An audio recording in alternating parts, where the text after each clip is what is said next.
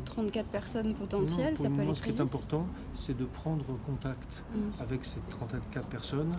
Je l'ai dit, la procédure est rigoureuse, elle doit être strictement appliquée, elle le saura, c'est-à-dire d'identifier les personnes en contact, de leur demander de rester confinées chez elles, d'éviter Même si les elles présentent sorties, peu de symptômes.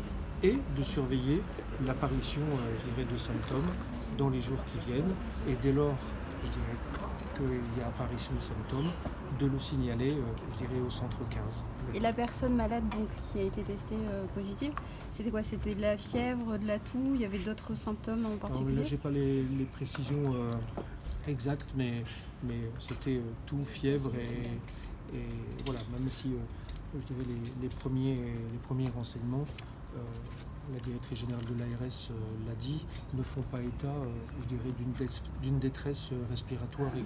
Donc par principe de précaution, ces personnes vont rester confinées dans ce groupe, même si elles Ces présentent peu personnes, de on va symptômes. leur demander Ouais. effectivement d'abord d'éviter tous les contacts, dès lors qu'elles ont des contacts avec des personnes avec lesquelles elles vivent, de porter un masque, et d'éviter les sorties, de s'auto-surveiller et de déclarer des symptômes qui pourraient survenir dans les jours qui viennent. Quelles conséquences pour la réunion générale? Pour le moment, une conséquence, c'est la mise en place et c'est l'application de la procédure telle qu'elle a pu être expliquée et appliquée, d'ailleurs depuis, quelques semaines, puisque j'ai eu l'occasion de dire que les personnes qui avaient développé des symptômes ont eu le réflexe de se signaler au centre 15, qu'à chaque fois, il y a une analyse sanitaire qui a été opérée par le centre 15.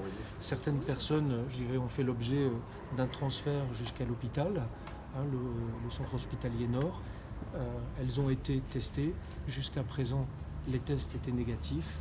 Là, nous avons le premier cas, positif. Donc, vraiment, la procédure a été respectée. Et je l'avais expliqué aussi, dès lors que nous avons un cas positif, il s'agit de retracer le parcours de la personne et d'identifier les personnes qui ont été co-exposées. C'est ce qu'on appelle les cas contacts et c'est ce qui est fait actuellement. Il y aura vraiment une relation entre Santé publique France, l'Agence régionale de santé et les personnes concernées pour leur donner les consignes à tenir, le confinement, la protection vis-à-vis des proches avec lesquels ils vivent Et les 34 surtout autres de se déclarer. personnes. Oui, pour les 30, je parle des 34 personnes.